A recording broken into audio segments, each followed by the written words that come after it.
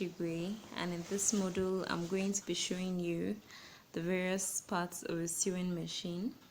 From the photo you can see the various parts are labeled from 1 to about 15, and each of the parts, be it butterfly, sky fly, janomi, jockey, brother, new home, email, and then the other brands of sewing machine, all these parts are always in the sewing machine. You might find them in different positions, but then they are always there. We have the spool pin, which is the thread holder. We have the number 2, which is the thread guide. When you pass the thread through the spool pin, you put it through the thread guide. The first thread guide, that's number 2. Then you now pass it through the tension regulator before you pass it through the thread take up, and then start passing it through the thread guide number 2, and then all through to the needle. So when you're working with a machine like butterfly, skyfly, and most of these black machines, you pass your thread through the needle from left to the right. There are some of these white machines, you pass the thread from the front to the back. And still on the parts of the sewing machine, you've already seen the various functions of the ones I mentioned. The tension regulator is a very important part of a sewing machine. You can't do without it. You can do without a spool pin.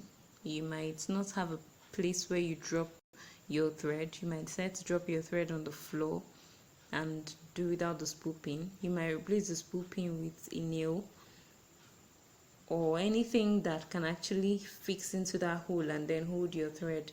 You can do without a thread guide number 1, but you cannot do without a tension regulator. The tension regulator modulates your stitches, the upper stitch, the lower stitch, so that's why I said you cannot do without it. Then thread guide number 2 helps to guide the thread so that things don't go all wobbling and scattered. So I have the needle clamp, it holds the needle in place. Then for needles, I prefer to use violin needles. It tends to be a kind of universal needle. Most machines are very selective, they choose the kind of needle they want and all that. Then we have the hook. Then like I said, I prefer to use violin needle.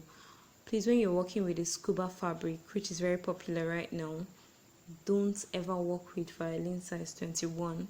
It will condemn the fabric and cut it into pieces, bore very thick holes, and then it can start tearing from there. I prefer to work generally with violin size 18. Then for very thick fabric like jeans, combat, I prefer to work with violin size 21. So we have the DC and the DB needle. The other one is for the industrial sewing machine. Then the other one is for the manual sewing machine. You can connect a motor to this one and use it. You can still see the various parts you saw on the other machine here too. But now you can see that the positioning is totally different. The take-up thread, the spool pin, the bobbin winder. You could also see it in the other one. So the bobbin winder is where you place your bobbin. Your bobbin is also known as reeler. So you can see it right here in front of this image.